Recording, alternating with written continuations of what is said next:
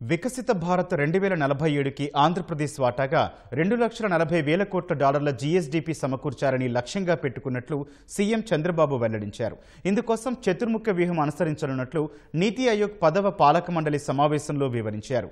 తూర్పు తీరాన్ని ఆధారంగా చేసుకుని రాష్ట్రాన్ని ఆగ్నేయాసియా ముఖద్వారంగా మారుస్తామని ప్రకటించారు. ఇంటికో పారిశ్రామికవేత్తను తయారు చేయాలని లక్ష్యంగా పెట్టుకున్నట్లు వెల్లడించారు.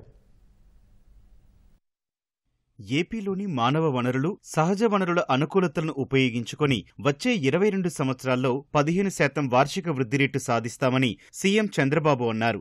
ఢిల్లీలో ప్రధాని మోదీ అధ్యక్షతన జరిగిన నీతి ఆయోగ్ 10వ పాలక మండలి సమావేశంలో స్వర్ణాంధ్ర వికసిత్ భారత్ 2047పై బ్లూ ప్రింట్ను చంద్రబాబు ప్రదర్శించారు. రాష్ట్ర తలసరి ఆదాయాన్ని $42,000 తీసుకెళ్లాలని లక్ష్యంగా పెట్టుకున్నామని, పట్టణ, గ్రామీణ ప్రాంతాల మధ్య అంతరాన్ని తగ్గించేందుకు ద్వితీయ, తృతీయ శ్రేణి నగరాలను గతిశీలంగా తయారు చేయాలన్నది తమ సంకల్పమని ముఖ్యమంత్రి తెలిపారు. నైపుణ్యవంతమైన మానవ వనరులు ఆంధ్రప్రదేశ్ ప్రధాన బలమన్న చంద్రబాబు, దేశంలో అందరికంటే ముందు సాంకేతికతను అందిపుచ్చుకోవడం ద్వారా తెలుగు సమాజం ప్రపంచవ్యాప్తంగా ప్రభావం చూపుతోందన్నారు. దాన్ని మరింతగా పెంపొందించేందుకు రాష్ట్రంలో ప్రపంచ స్థాయి ఐటీ హబ్లు, పటిష్టమైన డిజిటల్ మౌలిక వసతులు కల్పించి స్టార్టప్స్ సంస్కృతిని ప్రోత్సహించబోతున్నట్లు చెప్పారు.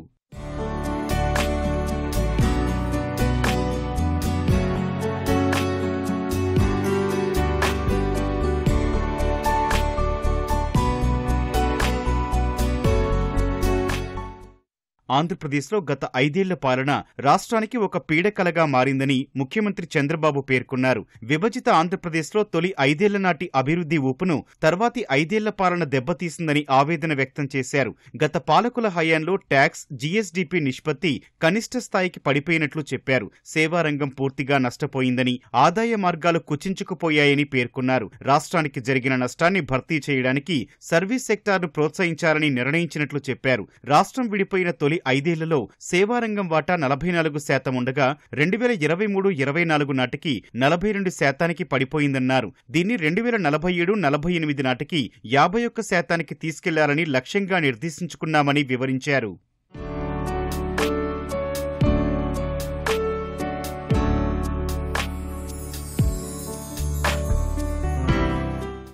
రాష్ట్రాభివృద్ధికి చతుర్ముఖ వ్యూహాన్ని అవలంబించబోతున్నట్లు బ్లూ ప్రింట్లో సీఎం వివరించారు. పన్ను రాబడి పెంచుకొని ఆర్థిక స్థిరత్వం సాధిస్తామన్నారు. P4తో పేదరిక నిర్మూలన, జనాభా నిర్వహణ, మానవ వనరుల అభివృద్ధి, యువతకు నైపుణ్యాభివృద్ధి కల్పన, ఉపాధి సామర్థ్యం పెంపు, రాష్ట్రమంతటికీ నీటి భద్రత, రైతులకు ఆధునిక సాంకేతికత అందుబాటులోకి తెచ్చి ఉత్పాదక సామర్థ్యం పెంపుతో ప్రజల జీవన ప్రమాణాలను పెంచుతామని చంద్రబాబు వివరించారు. మానవ వనరులు, ఆర్థిక వనరుల సామర్థ్యాన్ని విస్తరించి మూలధన వ్యయాన్ని పెంచి పీపీపీ విధానంలో మౌలిక వసతులు కల్పిస్తామన్నారు.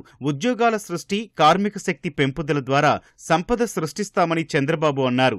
ఏపీ భవిష్యత్ ప్రస్థానాన్ని చాటిన బ్లూ ప్రింట్ను ప్రధాని మోదీ ప్రశంసించారు. ఏపీలో అమలు చేసిన సంస్కరణలను అన్ని రాష్ట్రాలు అధ్యయనం చేయాలని సూచించారు.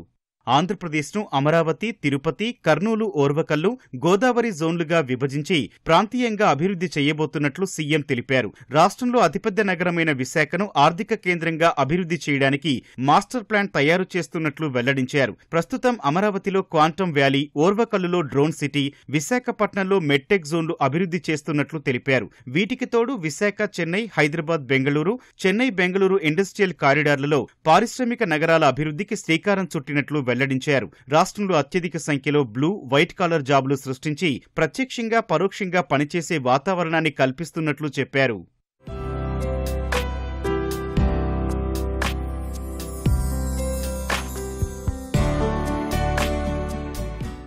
మోదీ 10 ఏళ్ల పాలన దేశానికి బలమైన పునాదులు వేసిందంటూ ప్రధాని నాయకత్వ పటిమను చంద్రబాబు ప్రశంసించారు.